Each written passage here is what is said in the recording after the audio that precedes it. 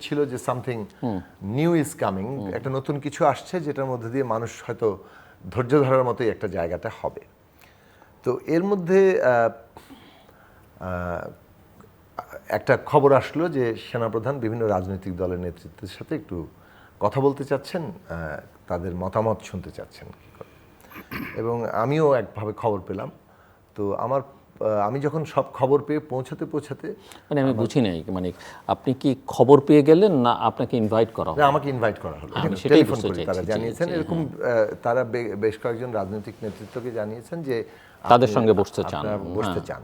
এবং আমাকে জানানো হলো ইতিমধ্যে বিএনপি যিনি মহাসচিব কটার সময় টাইম মির্জা ফখরুল ইসলাম আলমগীর, আমার সাথে টেলিফোন যোগাযোগটাতে একটু দেরি হয়েছিল। আমাকে তারা আহ্বান জানিয়ে ফোন যখন করেছেন সম্ভবত এটা একটা পরে, কিন্তু আমি ফোনটা পেতে পেতে প্রায় দুটোর জায়গায় এসেছি।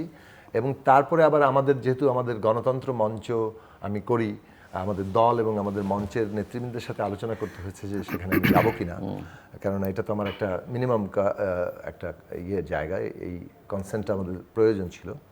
এবং তারপরে আমি যখন যাওয়ার সিদ্ধান্ত নিলাম, সেটা পৌঁছাতে আমি মনে করি প্রায় 3টা বেজে গেছে। একটা যেটা হয়েছে যে আসলে যে ধরনের কমিউনিকেশন সমস্যা ছিল, সে কারণে নেতৃবৃন্দ পৌঁছানো, তাদের সাথে আলোচনাটা করা, ওনারা হয়তো সবাইকে খুঁজে পাচ্ছিলেন না, আসলে ওনার বক্তৃতা পিছাচ্ছিল ওই কারণে সবাইকে খুঁজে পাওয়া ইত্যাদি, সেই সময়টার পরিস্থিতি যা ছিল এইসব বিষয়টা ঘটেছে। আমরা যেটা মনে করেছি যে এইরকম একটা যে পরিস্থিতি, মানে ইতিমধ্যে প্রায় খবর চলে এসছে যে সরকার পদত্যাগ করেছেন সরকার প্রধান, এবং তিনি দেশত্যাগও করেছেন। প্রথম আলোতে তখন অলরেডি নিউজটা চলে এসছে যখন প্রায় 3টার দিকে। তো সেই রকম একটা পরিস্থিতিতে আমাদের কাছে মনে হয়েছে যে এই কথাটা পরিষ্কার করে বলা দরকার যে বাংলাদেশে এই মুহূর্তে করণীয়টা কি। কারণ ছাত্ররা যে ঐতিহাসিক একটা গণ অভ্যুত্থানের সৃষ্টি করেছে, যেখানে বাংলাদেশের এই ছাত্রদের অভিভাবকরা, জনগণের বিভিন্ন অংশ, রাজনৈতিক দল সকলেই কিন্তু এটাতে যুক্ত হয়ে পড়েছিল। ফলে এইটা বাংলাদেশের ইতিহাসে যেভাবে একটা ঘটেছে, এবং শিক্ষার্থীদের এখানে যে নেতৃত্বমূলক ভূমিকা, তারা যেভাবে পুরো জাতির আবেগকে ধারণ করেছেন, নিজেদের আবেগকে বন্ধিত হয়েছে, এইটা তাদের যে আকাঙ্ক্ষা, সেই আকাঙ্ক্ষাটা যাতে তাদের আকাঙ্ক্ষার ভিত্তিতেই পরবর্তী রাজনৈতিক পদক্ষেপগুলো আসে। সে কারণে ছাত্রদেরকে এঙ্গেজ করে তাদের সাথে কথা বলেই পরবর্তী রাজনৈতিক পদক্ষেপের প্রশ্নে আমরা মনে করেছি, এবং আমাদের মঞ্চের পক্ষ থেকে এই কথাটি বলা হয়েছে যে এইটাই আমাদের স্ট্যান্ড পয়েন্ট, এটা আমরা তাদেরকে বলবো। তা আমরা মনে করেছি যে এই কথাটা কিন্তু তাদেরকে বলা দরকার। কেননা যদি এরকম কিছু ঘটে যে আচ্ছা ছাত্রদের মানে অন্য কিছু ঘটতে পারত, সুতরাং সেটা যাতে না ঘটে অন্ততপক্ষে আমাদের মতামতটা আমরা দেওয়া প্রয়োজন। আমি আছি আপনার কাছে, আপনি শেষ করুন। যেটা হলো যে তারা সেখানে গিয়েছেন, আমি বাইরে থেকে যেটা দেখেছি, আমি তো ভিতরে যাইনি, আমাকে কেউ টেলিফোন করেও নি, আমি ভিতরে ঘটনা জানি না, কিন্তু আমি বিভিন্ন অ্যাঙ্গেল থেকে নিজে নিজে ফোন করে ক্যান্টনমেন্টে কী হচ্ছে, গণভবনে কী হচ্ছে, প্লেন কখন, হেলিকপ্টার কখন উঠছে, ভিতরের টোটালগুলো জিনিসগুলো আমি আমার ব্যক্তিগত জানছিলাম। এবং 10 মিনিট পর পর কী কী ঘটছে সেখানে, সেই জিনিসগুলো আমি এখন কিছু কিছু পত্রপত্রিকা আসছে, বাট আমি যেগুলো তখন জানছিলাম, তো জানতে জানতে আমি দেখলাম যে আমি কথা বলছিলাম আমার ফোনে, ইন্টারনেট বন্ধ, আমি হোয়াটসঅ্যাপ ইউজ করতে পারছিলাম না 12টা থেকে। হঠাৎ করে দেখি যেই ফোনটাতে আমি কথা বলছি সেই ফোনটাও ব্লক করে দেওয়া হলো, আমার ফোন থেকে কল যাচ্ছিল না। It's very surprising. ঠিক 12টা 30 মিনিট আমার ফোনটা লক হয়ে যায়, যে ফোনটাতে আমি আর কল দিতে পারছিলাম না। আমি কথাগুলো জানছিলাম, বুঝছিলাম, সমস্যা কিছু। তখন আমি বুঝলাম যে সামথিং হচ্ছে। তখন আমি আরেকটা নম্বর থেকে আমি যে কাজটি করলাম, এটা একটা ঐতিহাসিক কাজ, একেবারে ঐতিহাসিক কাজ। সেটা আমি মেজর আক্তারকে একটা টেলিফোন করলাম। আমি জানি যে মেজর আক্তারের টেলিফোন ট্র্যাক হচ্ছে, তো মেজর আক্তারের টেলিফোনে আমি বললাম যে দেখুন, যে সেনা প্রধান 2টার সময় ভাষণ দেবেন, তো তার এই ভাষণটা কোনো ইফেক্ট সৃষ্টি করবে না। কেন করবে না? প্রথমত ইন্টারনেট বন্ধ, আর যাদের জন্য তিনি ভাষণ দেবেন তারা অলমোস্ট 99% রাজপথে এখন, এবং তাদের সবার হাতে মোবাইল, এবং তারা জানবে না। বাসাতে যে টেলিভিশন চলে, এখন আর মানুষ টেলিভিশন দেখেও না, টেলিভিশনের কথা অনেকে বিশ্বাস করে না, এবং এখানে ধনী যারা আছে প্রভাবশালী, তাদের বেশিরভাগ বাসা ইন্টারনেট টেলিভিশন চলে। তো ইন্টারনেটে তারা সেই জিনিসগুলো চলতে পারবে না। আমি চাচ্ছি যে এই কথাগুলো জায়গা মতো রেকর্ড হোক এবং জায়গা মতো চলে যাক। তো এখন উনি যদি সত্যিকার অর্থে ওনার মেসেজটা আন্দোলনকারীদের কাছে পৌঁছাতে চায় এবং তাদেরকে বাগে আনতে চায়। এই মুহূর্তে এই বোকামি তারা কেন করছে, কেন সে এই ইন্টারনেটটা চালু করছে না। তো এই কথা বললাম, বলার জাস্ট উইদিন 10 to 15 মিনিটস দেখি ফেসবুক চালু, ইন্টারনেট চালু এবং সঙ্গে সঙ্গে, এবং মেজর আক্তার, আমি অনলাইন নেটে বলতেছি, উইদিন 15 মিনিটস।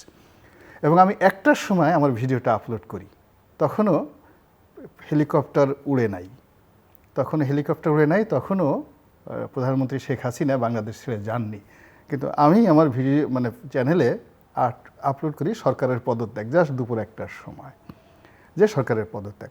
যাই হোক, এখন এই জিনিসগুলো আমি আমার মতো করে যেভাবে দেখেছি, যতটুকু আমার জায়গায় বসে আন্দোলনটাকে সফল করার জন্য, ছাত্রদেরকে সাহায্য করার জন্য, তারপরে সেনাপ্রধান যে কাজগুলো করতে চাচ্ছেন তাদেরকে সেই কাজে সহযোগিতা করার জন্য আমার কারো দ্বারা আদিষ্ট না হয়ে, কারো দ্বারা পরামর্শ না পেয়ে, নিজের বোধ বুদ্ধি অনুযায়ী বাংলাদেশের জন্য যতটুকু কল্যাণ আমি করার চেষ্টা করেছি। এটা হলো 5 তারিখ পর্যন্ত।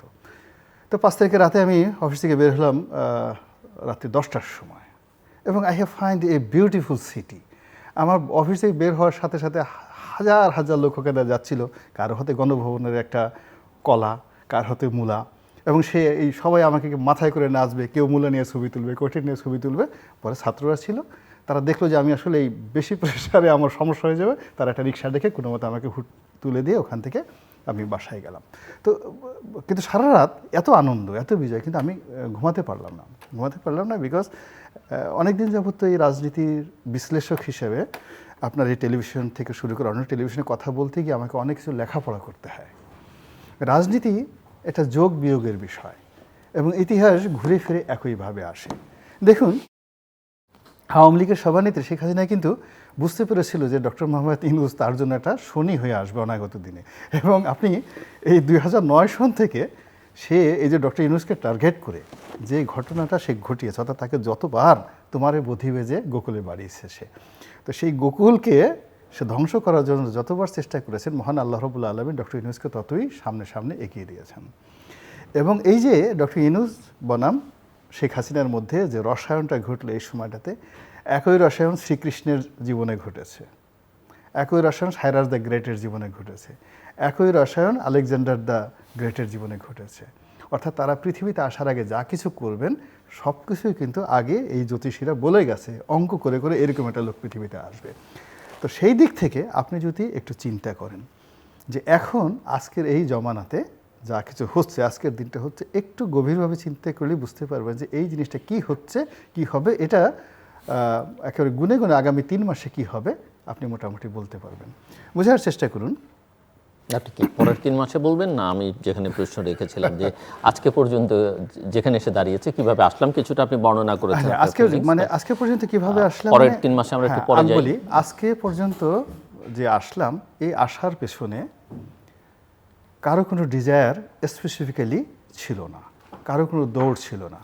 মনে হয়েছে যে প্রকৃতি টেনে টেনে টেনে টেনে এক একজনকে একটা জায়গায় বসে দিয়েছে। যেমন আজকে তার উপর প্রভুত্ব করবে না, শাসন কথাটাই তো অনেকটা মানে কলোনিয়াল একটা ব্যাপার, যে আপনি আমাকে শাসন করবেন। আসলে আপনি নিচ্ছেন রাষ্ট্র পরিচালনার দায়িত্ব, ফলে এই যে রাষ্ট্র পরিচালনা যিনি করবেন জনগণের ভোটে নির্বাচিত হয়ে, সে জনগণের উপর প্রভুত্ব করবে না, বরং জনগণের কাছে জবাবদিহিতা করবে।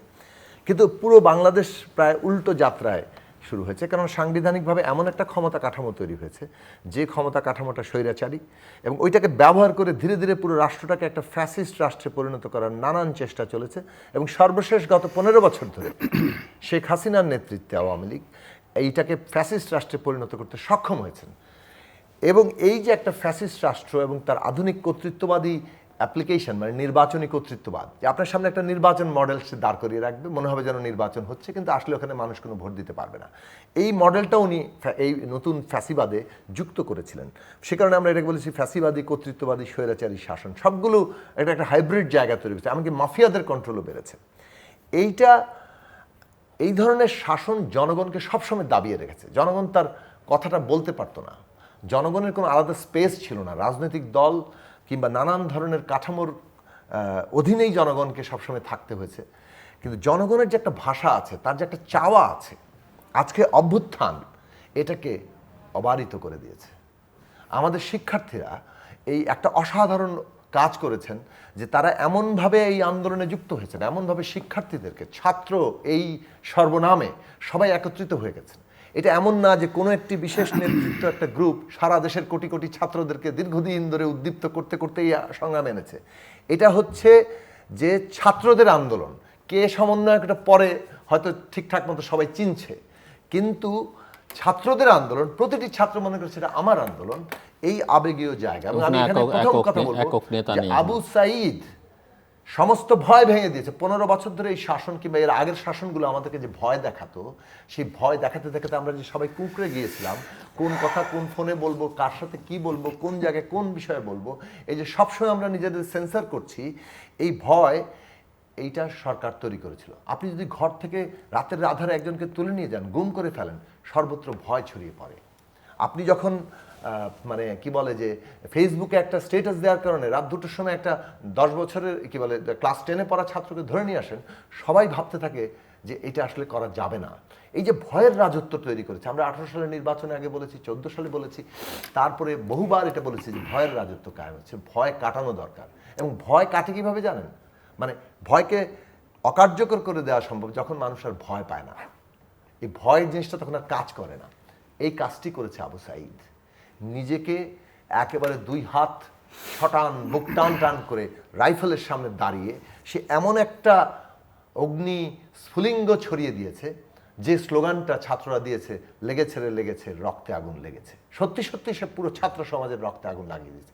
কত ছেলে মেয়ে যে এইভাবে টান করে এই হেলিকপ্টার থেকে গুলি করা হচ্ছে, নির্বিচারে এত আধুনিক মারণাস্ত্র নিয়ে পুলিশকে যেগুলো দেওয়া হয়েছে, গুলি করা হচ্ছে, এত বড় বড় জাম তাদের সামনে, মুহুর্মুহু sound grenade, tear gas, rubber bullet এবং লেথাল বুলেট, যেগুলো দিয়ে একেবারে সরাসরি মৃত্যুবরণ করছে। শিশুরা পর্যন্ত বাবার কোলে বারান্দায় মারা যাচ্ছে।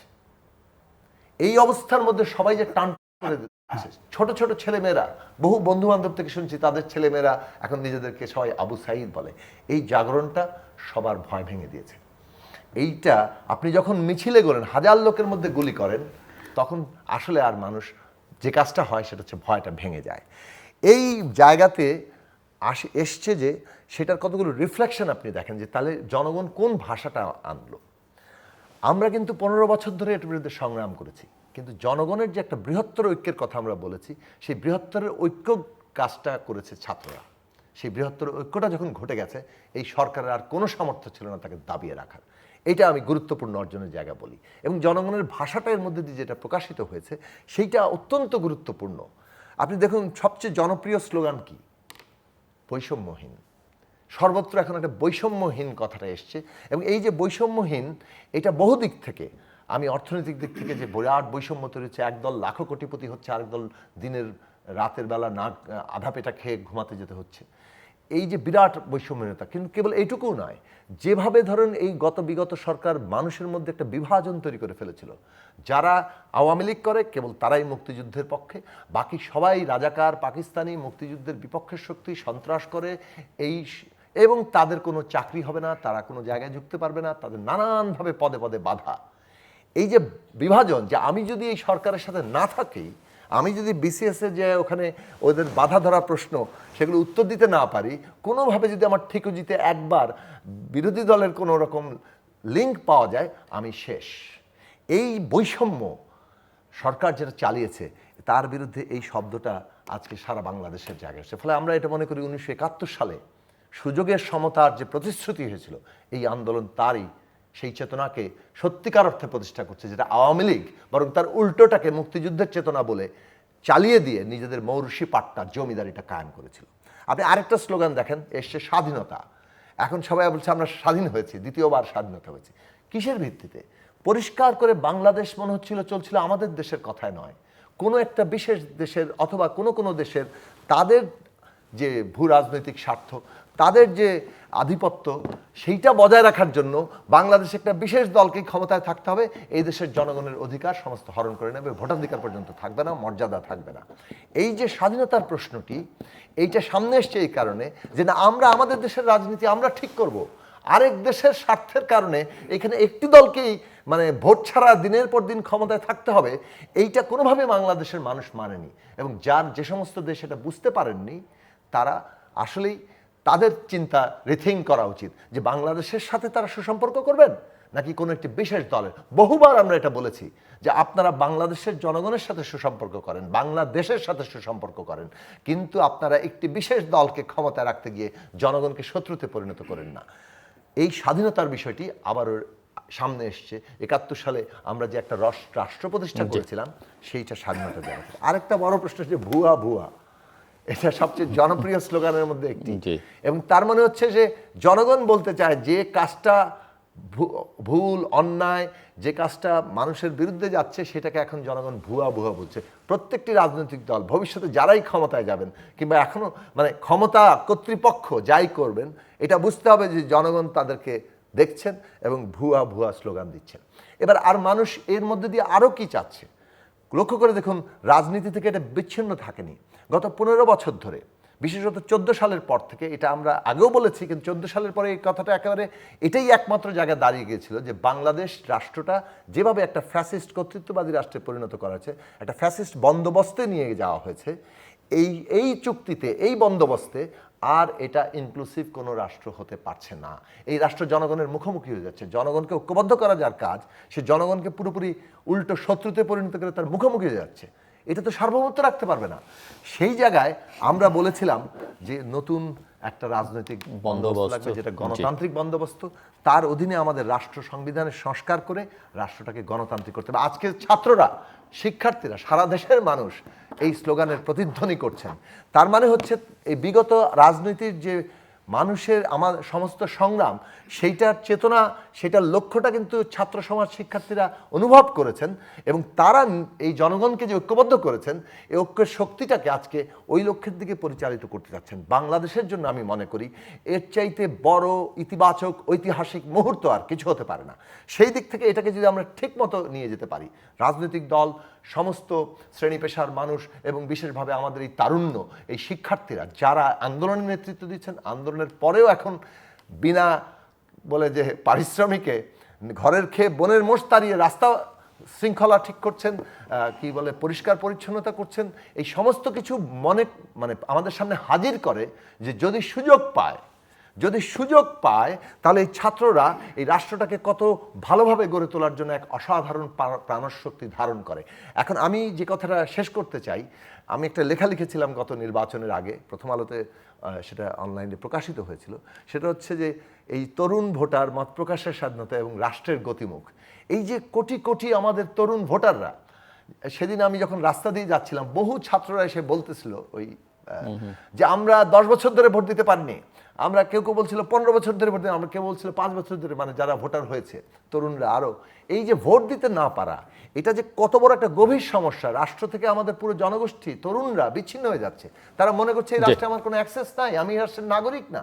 অথচ নাগরিক বোধ হলে সে নিজে রাত 12টা পর্যন্ত, কিংবা কতক্ষণ পর্যন্ত আমি দেখি না, আমি রাত 12টার সময় দেখেছি, সে কারণে বললাম যে তারা এখানে দায়িত্ব পালন করছে মহা উৎসাহের সাথে। এইটার জায়গাটা যদি আমাদের দেশের রাজনীতিবিদ, আমাদের দেশের বুদ্ধিজীবীরা, আমাদের দেশের সমস্ত মানুষ, এমনকি সমস্ত রাষ্ট্রীয় প্রতিষ্ঠান, মানে বিচার বিভাগ, সেনাবাহিনী, আইনশৃঙ্খলা বাহিনী, প্রশাসন, সবাই যদি উপলব্ধি না করেন, তাহলে আমরা হয়তো এই ভীষণ রকম অন্যায় করব এই দেশের সাথে। কিন্তু আজকে সেই সুযোগ আপনি যেটা বলেছেন, রাজনৈতিকভাবে আমার উপলব্ধি এই জায়গা। আমি যেটা মিস্টার রনি বললেন যে ভোটের ব্যাপারে স্পষ্ট হতে হবে, এটা উনি তো মাঝে মাঝে আমরা রাজনীতিবিদ পরিচয় দিই, দলীয় পরিচয় বিএনপি দিই, উনি মাঝে মাঝে বলেন আমি আছি, আমি নেই, আমি আওয়ামী লীগও সেভাবে সদস্যপদ ছিল না। সেরকম আমার প্রশ্ন হচ্ছে যে আপনারা যারা একেবারে সক্রিয়ভাবে মাঠে ছিলেন, রাজনীতি করছেন, নির্বাচনটা আসলে আপনারা কবে চান? এই সরকারের কাছে আপনাদের দাবি কি, সেটা এখন আমরা বুঝতে পারছি না। দ্বিতীয় কথা হচ্ছে, আপনি নিজে রাজনৈতিক বন্দোবস্ত, সংস্কার, এগুলো বহুবার উচ্চারণ করেছেন। এখন আমার প্রশ্ন হচ্ছে যে সরকারে যারা আছেন তারাও বলছেন, কিন্তু সংস্কার মানে কি, এবং এই সংস্কার কোন প্রক্রিয়ায় হবে, এবং সেটা টেকসই হবে কিনা, সেটা আমরা বুঝবো কিভাবে সাধারণ নাগরিক হিসেবে? খুবই গুরুত্বপূর্ণ প্রশ্ন, এবং এই প্রশ্ন নিয়ে আমাদের আরও বহুবার আলোচনা করতে হবে, এবং আপনি আশা করি সেই আলোচনার দ্বার উন্মোচন করবেন, কেননা তৃতীয় মাত্রা অত্যন্ত গুরুত্বপূর্ণ একটা প্ল্যাটফর্ম যেখান থেকে কথাগুলো ওঠে। আমি প্রথমে শুধু যতক্ষণ স্বাধীনতা আছে, কারণ আমি হ্যাভ অলরেডি ডিসাইডেড কোনো কারণে যদি আবারও ভয় পেয়ে থেমে যাই বা না যাই, ভয় যদি পেতে হয় তাহলে আমার মনে হয় এই কাজটা না করাই ভালো হবে। না, আই হ্যাভ অলরেডি ডিসাইডেড। না, আশা করি আমরা ইতিবাচকভাবেই দেখতে চাইব। আমি আমার এই প্রশ্নে যাওয়ার শুধুমাত্র আপনি একটা প্রশ্ন আমি জনাব গোলাম মাওলা রানী যে কথাটা বলছিলেন যে আওয়ামী লীগের, দেখুন আমরা কিন্তু গণতান্ত্রিক বাংলাদেশ চেয়েছি, এবং আমি নিজে ব্যক্তিগতভাবে আমাদের দলের পক্ষ থেকে সবসময় যতগুলো টকশো বলেন, রাজনৈতিক বক্তৃতা বলেন, সবগুলো জায়গাতে আমরা এই কথাটা বলার চেষ্টা করেছি যে আমরা একটা ইনক্লুসিভ বাংলাদেশ চাই, যেখানে দল মত, আমার নিজের বিশ্বাস, আমার কোনো কিছুর কারণে আমাকে মানে নাগরিকত্ব থেকে বাতিল করে দেওয়া হবে না, আমাকে কোনো দমনপীড়নের মুখোমুখি হতে হবে না, আমি নাগরিক অধিকারটা করতে পারবো, স্বাধীনভাবে বলতে পারবো, আমি এই চিন্তাটা করি। এখন আওয়ামী লীগ বাংলাদেশের একটা গুরুত্বপূর্ণ রাজনৈতিক দল হিসেবেই তো আমরা বিবেচনা করেছি। ৭১ সালে যে দলটি নেতৃত্ব দিয়েছিল, কিন্তু শেখ হাসিনার নেতৃত্বে এসে বিশেষত তার দ্বিতীয় মেয়াদে যখন উনি একটানায় 15 বছর থাকলেন, তাকে কথা কতবার বলা হয়েছে যে এইভাবে ভোট ছাড়া ক্ষমতায় না থেকে আপনি বরং একটা ডিগনিফাইড লেগাসি তৈরি করেন, একটা সম্মানজনক উত্তরাধিকার সৃষ্টি করেন, আসেন। বিশেষত 7ই জানুয়ারির আগে আপনি টকশোগুলো দেখেন, আমার রাজনৈতিক বক্তৃতা বলেন, বহুবার এই শব্দ বলেছি যে আপনার জন্য ডিগনিফাইড লেগাসি হবে, আপনি এই 15 বছর থেকেছেন, এখন আসেন এই যে রাষ্ট্র সংস্কারের ব্যাপারে যে রাজনৈতিক দলগুলো 31 দফা দিয়েছে, আপনার দফাটা কি? উনারা 31 দফা ছুঁড়ে ফেলে দিয়ে বললেন এইভাবেই ক্ষমতা চলবে এবং এইভাবেই দমন পীড়ন করে উনি থাকবেন, যেটা আমরা দেখেছি যে উনি শেষ পর্যন্ত কিন্তু আইন শৃঙ্খলা বাহিনী এমনকি সেনাবাহিনীকেও চাপ প্রয়োগ করছেন জনগণের বিরুদ্ধে গুলি করার জন্য। এই যে মানসিকতা, আমার এই ধারণা মানসিকতাতেই কিন্তু আপনার কথার সত্যতে আমার ধারণা ওনার পতনটা এত করুণ পরিণতির একটা বড় কারণ শেষ মুহূর্তে ওনার অ্যারোগ্যান্স। উনি যেভাবে রাজাকার বললেন, এখন প্রশ্ন হচ্ছে আজকে যদি এই প্রশ্ন কেউ তোলে যে উনি রাজাকার তো মেন করতে চাননি, কিন্তু দেখুন মুক্তিযোদ্ধাদের সন্তানদের অথবা তার পরবর্তী প্রজন্মের কোটা নিয়ে আলোচনা হচ্ছে কিংবা ওটার সমালোচনা হচ্ছে, তার কনটেক্সটে আপনি যখন বলেন মুক্তিযোদ্ধার নাতিপুতিকে দিব নাকি রাজাকারের নাতিপুতি দিব, তাহলে এইটা কিন্তু বাকি যারা আন্দোলনকারী সব মানুষ, অর্থাৎ যারা মুক্তিযোদ্ধা নন, বাকি সবাই কিন্তু মোটামুটি রাজাকারের সিগন্যালের মধ্যে পড়ে। এইটা যে প্রকারান্তরে আপনি রাজাকারী বললেন, এটার ব্যাকগ্রাউন্ড আছে।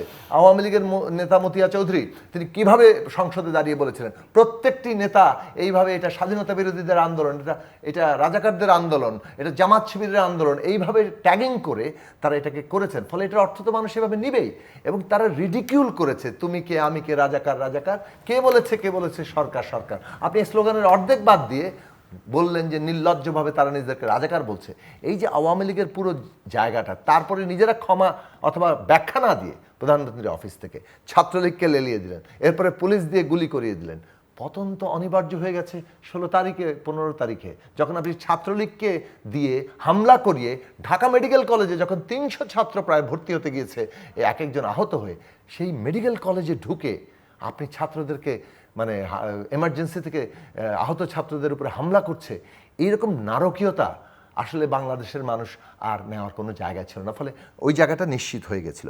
আমি যে জায়গায় বলতে চাই, ওনারা ডিগনিফাইড লেগাসির বদলে এইরকম পরিণতিকেই বেছে নিয়েছিলেন, এবং সেইটা ভাবছিলেন যে জনগণকে বৃদ্ধাঙ্গুলি দেখাচ্ছিলেন যে তোমরা পারো না, তোমাদেরকে আমরা সাউন্ড গ্রেনেড দিয়ে নামিয়ে দিতে পারি। নিজেদের এজেন্টরা ওই পুলিশ মেরে দেয়, নিজেদের এজেন্টরা চিফ জাস্টিসের বাড়িতে হামলা করে, তারপর বলে এটা বিরোধী দলই করেছে, এবং তারপর তাদের উপর মারে। আমার প্রশ্নে আসি আমি, এই কাজের কারণে আজকে বা আমাদের ওই জায়গাটা করতে হবে এবং রাজনৈতিক দলগুলোর শিক্ষাটা নেওয়া দরকার। আমি মনে করি যে অনেক বিষয় আছে আমাদের অবশ্যই প্রশ্ন তুলতে হবে, এবং আমরা চাইবো যে উপদেষ্টারা এমনভাবে কথা বলেন যে ভাষাটা গণতান্ত্রিক হয় এবং গ্রহণযোগ্য হয়। কারণ ক্ষমতা যখন আপনি নিচ্ছেন, আপনার ভাষাটা কিন্তু ক্ষমতার ভাষা হিসেবেই দেখা হবে। ফলে আপনি হয়তো একটা পজিটিভ জায়গা থেকে কথা বলছেন, গণ অভ্যুত্থানের উপর দাঁড়িয়ে সরকার নিশ্চয়ই ইতিবাচক উদ্দেশ্যেই বলছেন, কিন্তু সেটা কিন্তু একই সাথে মানুষের সামনে কর্তৃপক্ষের ভাষা হিসেবেই আসবে। ফলে ওই জায়গাটা বিনয়ের সাথে আমি বলবো তাদেরকে, তারা যাতে খেয়াল স্মরণ রাখেন। কিন্তু আমি মনে করি যে এই মুহূর্তে বাংলাদেশে দাঁড়িয়ে আমাদের এই সরকারের সামনে কতগুলো এজেন্ডা আমাদের দিক থেকে বারবার করে বলা দরকার। প্রথম কথা হচ্ছে, যেভাবে ফ্যাসিস্ট শাসন এই পুরো রাষ্ট্র ব্যবস্থাটাকে পকেটে ভরেছিল, তার পতনের সাথে সাথে এটার যে একটা অকার্যকর অবস্থা হিসেবে আমরা দেখতে পাচ্ছি, দ্রুত এই ব্যবস্থাটা কার্যকর করতে হবে। নানান রকম স্যাবোটাজ হবে, বাধা আসবে, ষড়যন্ত্র হবে যে প্রশাসনকে অকার্যকর করে দাও, ঠিকমতো কাজ করতে দিও না, সরকার যাতে ফেল করে যায়। এইগুলো সতর্ক থেকে দ্রুত কিভাবে পুলিশ ইমিডিয়েট কতগুলো সংস্কার আছে। আমি যেমন বলবো, অবশ্যই পুলিশ যে 11 দফা দাবি তুলেছে তার প্রত্যেকটি, তার মেরিট বেশিরভাগের অত্যন্ত ভীষণ মেরিট আছে এবং সেই দাবিগুলো ন্যায্য। এটা ইমিডিয়েটলি, আজকে যদিও স্বরাষ্ট্র উপদেষ্টা বলেছেন, এবং তিনি ইমিডিয়েটলি সেটা মেনে নিয়ে পুলিশ বাহিনীকে করা দরকার। পুলিশে যারা হামলা হত্যার সাথে যুক্ত তাদেরকে অবশ্যই চিহ্নিত করতে হবে, কিন্তু জনগণের দিক থেকে এই জিনিসটা করা দরকার যে আমাদের দেশে শান্তি শৃঙ্খলা আনতে গেলে পুলিশ বাহিনীকে লাগবে এবং আমাদের ট্রাফিক সিস্টেম লাগবে। ছাত্ররা এখন যে দায়িত্ব পালন করছেন, এটা তো তাদের তো লেখাপড়া করতে হবে, তারা তো এটা চিরস্থায়ী বন্দোবস্তভাবে করবেন না, হয়তো কিছু সময়ের জন্য করতে পারেন, সপ্তাহে একদিন, এগুলো তাদের কারিকুলামের পার্ট হতে পারে, কিন্তু আপনি এটাকে দিনের পর দিন 24 ঘন্টাটা তো তাদের হাতে রাখতে পারেন না। ফলে এই জনশৃঙ্খলা ফিরিয়ে আনা, মানুষের জানমালের নিরাপত্তা দেওয়া, সংখ্যালঘু কিংবা নারী প্রত্যেকটি অংশের মানুষ যাতে নিরাপদ বোধ করে, এইটা হচ্ছে 1 নম্বর কাজ। একই সাথে সমান অগ্রাধিকার দিয়ে আমি মনে করি প্রতিটি হত্যার বিচার করতে হবে এবং এই হত্যার যাতে হুকুমদাতা। শেষের দিকে চলে এসেছে, সো আমি ফাইনাল রাউন্ড আমি আপনার কাছ থেকে শেষ করে আমি ওনার কাছে যাচ্ছি। আমি আরেকটু সময় দিচ্ছি, 2 মিনিট সময়। একটা বড় কনসার্ন এখন এই মুহূর্তে, সেটা হচ্ছে যে ভারতীয় যে ন্যারেটিভস, তাদের যে প্রচারণা বা প্রোপাগান্ডা, মিস ইনফরমেশন, ডিসইনফরমেশন যেটা বলি না কেন, এখানে বাংলাদেশের হিন্দু সম্প্রদায়, আমি হিন্দু, বৌদ্ধ, মুসলিম, খ্রিস্টান এটা বলতে চাই না, সবাই আমরা বাংলাদেশের নাগরিক, কিন্তু এক ধরনের তাদের উস্কে দেয়া, এক ধরনের ইনসিকিউরিটি তাদের মধ্যে আছে। এবং এখানে যে কেবলমাত্র হিন্দুরা বিপদে তা না, যারা আওয়ামী লীগ করেন, ক্ষমতার সঙ্গে ছিলেন, তারা প্রত্যেকেই এখন আতঙ্কের মধ্যে আছেন, সেটা একটা পার্ট। আবার সব দেশেই এই ধরনের সময় হয়তো কোনো ধর্মীয় গোষ্ঠী বা কোনো নৃতাত্ত্বিক জনগোষ্ঠীর সংকটের মধ্যে থাকে। কিন্তু আজকে আমরা কয়েকদিন ধরে দেখছি ঢাকায়, চট্টগ্রামে হিন্দু ধর্মাবলম্বীরা বিক্ষোভ করছেন। তারা বিশেষ করে আমি যে ভারতীয় প্রচারণা যেটা, সেটা এই বিষয়টা আসলে কিভাবে ডিল করা উচিত, এটা খুবই সেন্সিটিভ এবং খুবই জরুরি বলে আমি মনে করি।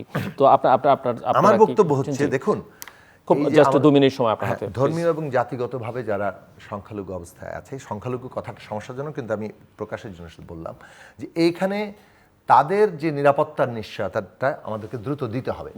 এখন কারা হামলা করছে, হামলায় যেমন সুযোগ সন্ধানীরা আছে, হামলায় আমি মনে করি যে এই যে আওয়ামী লীগের লোকদেরকে পাড়ায় পাড়ায় গুন্ডা বাহিনীকে যে অস্ত্র দেওয়া হয়েছে, আজকে তারা কিন্তু ডাকাতি করতে নামছে এবং এটা একটা স্যাবোটাজ আমি মনে করি। অর্থাৎ পতিত ফ্যাসিস্ট শক্তি এখনও পর্যন্ত তাদের ষড়যন্ত্র চালিয়ে যাচ্ছে, সরকার যে ডিস্টেবিলাইজ করো, এটা যে ফেল করে যাচ্ছে এইটা প্রমাণ করো। এবং সেই কারণে কিন্তু এই ধরনের হামলাগুলো কারা করছে সে বিষয়ে আমাদের চিন্তা করতে হবে। এখন ধরেন আপনি হামলা এক জায়গায় হলো, একটা কোনো হিন্দু সম্প্রদায়ের মন্দিরে অথবা তার বাড়িতে আগুন অথবা তার ব্যবসা প্রতিষ্ঠানে, এটাকে কিন্তু ব্যবহার করবেই যারা ব্যবহার করার। এবং ভারতীয়, আমি যখন বিভিন্ন মিডিয়া এবং সোশ্যাল মিডিয়া দেখছি, তখন পরিষ্কারভাবে বুঝতে পারা যাচ্ছে যে তারা এখনও পর্যন্ত এই দেশের জনগণের এই যে বিশাল জাগরণ এবং রায়, কোনোভাবেই এটা তারা মেনে নিতে পারছেন না। এটা ভয়ঙ্কর ব্যাপার, যদিও ভারতের জনগণের একটা উল্লেখযোগ্য অংশ তারা এটাকে অভিবাদন জানিয়েছেন। সুতরাং আমি মনে করি যে আমরা এই সরকারের একটা গুরুত্বপূর্ণ দায়িত্ব অতি দ্রুত এই জনশৃঙ্খলা ফিরিয়ে আনা, এই প্রত্যেকটা জায়গায় নিরাপত্তা নিশ্চিত করা, যাতে ষড়যন্ত্রকারীরা আন্দোলনকে কালিমালিপ্ত করতে না পারে এবং কোনো ধরনের স্যাবোটাজ করতে না পারে। 2 নম্বর বিষয় হচ্ছে হত্যার বিচার করতে হবে। এই আবু সাঈদ থেকে জুলফিকার শাকিল, ইউরিয়ার ছাত্র, 4 তারিখে তাকে শর্টগান দিয়ে খুব কাছ থেকে গুলি করেছে যুবলীগের লোকেরা। 3 দিন ফাইট করে 7 তারিখে সে ছাত্র ফেডারেশনের সাংগঠনিক সম্পাদক নগরের সে মৃত্যুবরণ করেছে। আমি একটা জিনিস দেখছি যে না, আমি এটা একটু এখানে এ পর্যন্ত 10 সেকেন্ডসে বলি যে এখন দাবি সবটা যেটা দেখছি সরকারের ভাষ্য এবং অন্যদের থেকে দাবি যে এই সময়টাতে, আন্দোলনের সময়, গণঅভ্যুত্থানের সময় যারা জীবন দিয়েছেন তাদের হত্যার বিচার করতে হবে, তাদের করবে। কিন্তু গত 15 বছরে বহু মানুষ, আমি 4টা কাজকে আমি শুনছি না বলে বলছি, আমি 4টা কাজকে আশু মনে করি। দ্বিতীয় কাজটা বললাম যে এটা অবশ্যই শেষ করে হুকুমদাতাদের বিচার করতে হবে, প্রয়োজনে আন্তর্জাতিক কোর্টে যেতে হবে। এই আমাদের সাঈদ থেকে জুলফিকার শাকিল, হাজারো ছাত্র নিহত, আহত, তাদের দায়িত্ব নিতে হবে পরিবারের। 3 নম্বর জিনিস হচ্ছে 15 বছরে যে গুম খুন, যে লুটপাট, অর্থ পাচার এই রাষ্ট্র ক্ষমতা ব্যবহার করে হয়েছে, সেটার জন্য কমিশন গঠন করতে হবে এবং বিচারে যেতে হবে। 4 নম্বর হচ্ছে, এটা হচ্ছে আশু কাজের 4টা দিক। দেখুন, আমরা এরা লুটপাট করে অর্থনীতিতে 12টা বাজিয়েছে। অর্থনৈতিক চ্যালেঞ্জটা অত্যন্ত গুরুত্বপূর্ণ। আমাদের দেশের পোশাক রপ্তানি খাতের নিরাপত্তা, কারখানা এবং শিপমেন্টের। এবং 5 নম্বর ব্যবহার হচ্ছে রাষ্ট্র ব্যবস্থা সংস্কার করে কিভাবে আমরা কত গণতান্ত্রিক নির্বাচনের পরিবেশ তৈরি করব, এই জায়গাটাতে আমাদের যেতে হবে। এখন গণতান্ত্রিক নির্বাচনের আগে রাষ্ট্র ব্যবস্থার সংস্কারের দুটো প্রশ্ন আছে। কতগুলো সংস্কার আছে যা অনেকগুলো এই সরকারের হয়তো করতে পারবে, কতগুলো সংস্কার আছে আইনি যেটা আসলে একটা নির্বাচিত সংসদই কেবল করতে পারে। ফলে আমরা মনে করি যে সমস্ত সংস্কারের মধ্য দিয়ে